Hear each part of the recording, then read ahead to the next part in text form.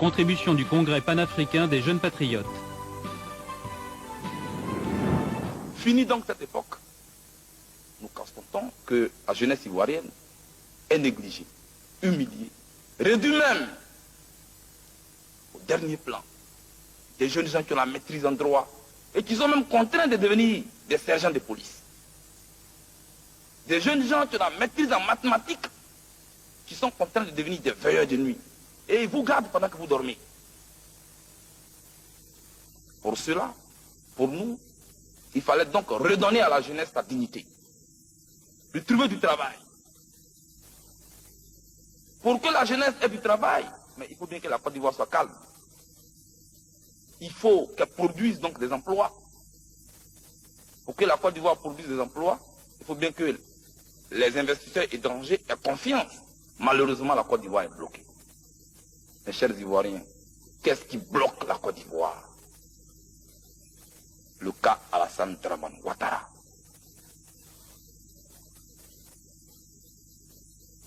Voici les deux bouts de phrases qui ont divisé la Côte d'Ivoire. Et ce que les gens semblent ignorer. On ne veut pas que je sois candidat parce que je suis du Nord. On ne veut pas que je sois candidat parce que je suis musulman. Ah, je ne savais pas. Or donc Alassane Dramane Ouattara était candidat de l'islam. Était-il candidat d'une région? Je l'ignorais.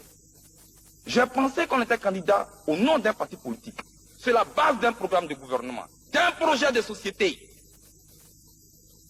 Et j'ai eu honte et pitié de certaines personnes qui ont défilé ici. C'est notre fils, on le soutient.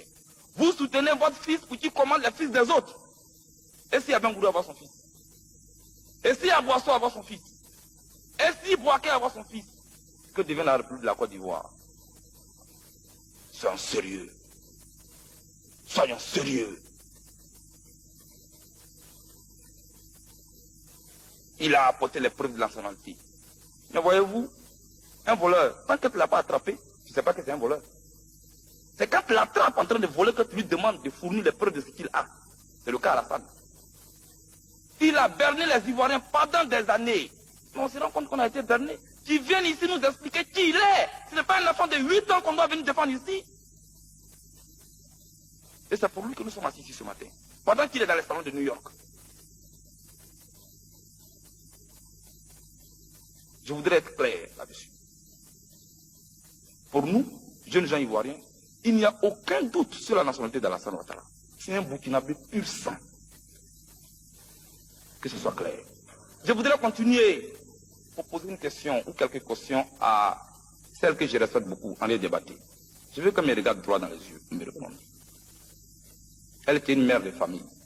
En 1991, quand les militaires sont descendus sur la cité de Yopougon, pourquoi on n'a pas démissionné du gouvernement Ouattara pour dénoncer cela? En tant que père de famille. Puisque des étudiants ont été violés. En 1993, je suis convaincu que si Henri Konan Bédié l'a maintenu dans son gouvernement, il ne serait pas RDA aujourd'hui. Quant à Alassane lui-même, je voudrais lui dire, le combat pour le cordon ombilical, le combat pour la défense de la dignité, c'est un combat essentiel, pour lequel soi-même on doit être devant des troupes. Moi, Blé, tu vas me dire que moi je ne suis pas de Pogorobré, je ne suis pas de Djiberoua. Tu peux mettre 10 000 militaires à l'aéroport, je descends.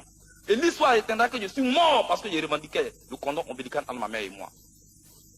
Mais je suis convaincu qu'il n'est même pas convaincu de ce combat, c'est pourquoi il ne vient pas lui-même. Il sait, et nous savons qu'il n'est pas ivoirien. Jeunes gens de moins de 30 ans, 8 fois emprisonnés à moins de 4 ans. 2 heures du matin, ma chambre est incendiée, ici à Cocody. Heureusement que je n'étais pas là. Ma tête était mise à prix en Côte d'Ivoire ici. Je ne pouvais même pas dormir 2 fois de suite dans la même chambre. Oui, je pardonne à Henri Konan Bédié. Je pardonne à Alassane Kone. Je pardonne à Dibona Kone. Je pardonne même à Ado qui a armé mes camarades contre moi. Et je leur dis, à eux tous, Guy Robert, Henri Konan Bédié, Alassane Ouattara, Henriette Diabaté, ils ont eu le temps de diriger la Côte d'Ivoire. Et les Ivoiriens les ont jugés. Qui donnent le temps aux Ivoiriens de juger Laurent Gbagbo sur ses actes. Et Et ils auront le temps de le condamner et de le sanctionner dans les urnes en 2005. Pourquoi sont-ils pressés? La Côte d'Ivoire elle-même, elle est symbole de patience. Parce qu'il faut s'aimer la graine de cacao. Il faut arroser pour que la pousse, il faut cueillir les cabosses. Il faut aller sécher avant de vendre. C'est ça la Côte d'Ivoire, dont le succès repose sur l'agriculture. Celui qui n'est pas patient, c'est qui n'est pas ivoirien lui-même. Et il s'excuse de lui-même. Après ce message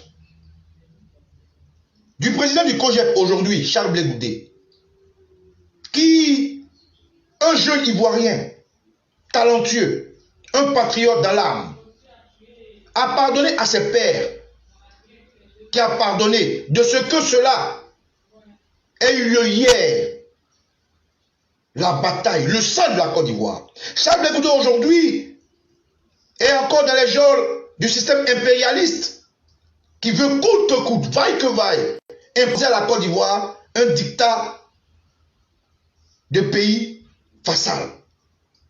Il a dit non. Et pour avoir dit non, aujourd'hui il est en prison. Ceci est passé dans la main de confrères ivoiriens qui aujourd'hui subissent ce même courroux de la même personne, Adam Ouattara et Ève Novial. Que devons-nous faire?